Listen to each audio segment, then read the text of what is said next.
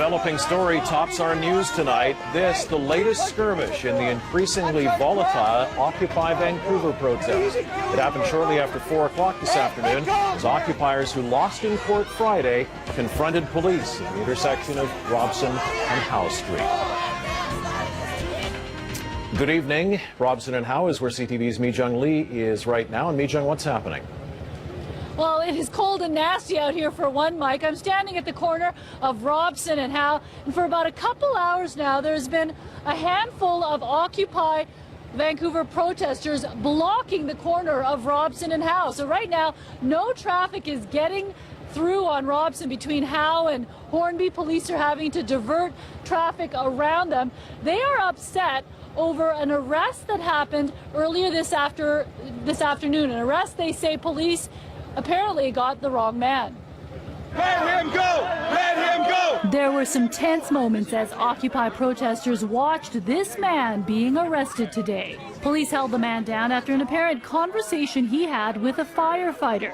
This sparked anger among the occupiers on a day they knew would be a big one. Walking the road! Hey, what are you pushing people for?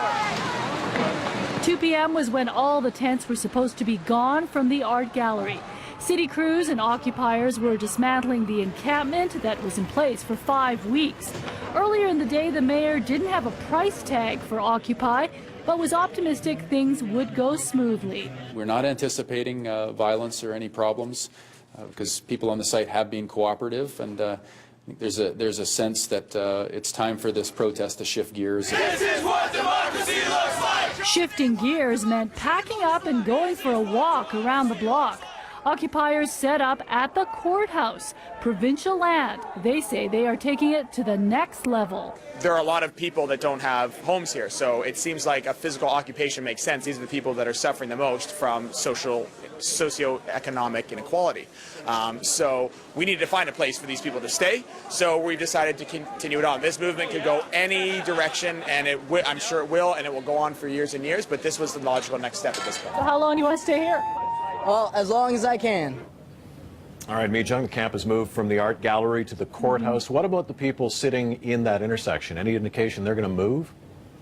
Well, some have told me they will move when their friend, who was arrested earlier this afternoon, will be released. And he is supposed to be released very shortly. Apparently no charges against him. So some say they're going to move then, but a couple of the other protesters said they're staying put. It could be hours. So it's very unpredictable. It's very fluid, much like this movement. I just want to direct your attention to where the Occupy camp has set up now. There's about 20 to 30 tents that have moved underneath that concrete overhang. I'm sure Arthur Erickson never imagined that there'd be tents set up under the concrete overhang, but that is actually providing shelter, a dry space for the protesters who are staying here. Now, this is provincial land that we're standing on, this courthouse, and we've got to call into the province, the Attorney General, to find out what are they going to do? How are they going to deal with this? I mean, it's very close to the entrance to the courthouse. It's also close to the entrance to the Asia Pacific Business Foundation. So they've taken up a big space right here. So we still have not heard from the province how they're going to handle it. I talked to the city and they said, well, you know, now it's provincial land. The onus is on the province to take some action. But these protesters say this Occupy movement is just at the beginning. It's at the beginning. It could go on for months. It could go on for years. And they feel that this is the next natural progression to bring it to the next level. First it was city property, now we're talking about provincial property. And they've set up a tent. Jim, maybe you can just show the tents right here.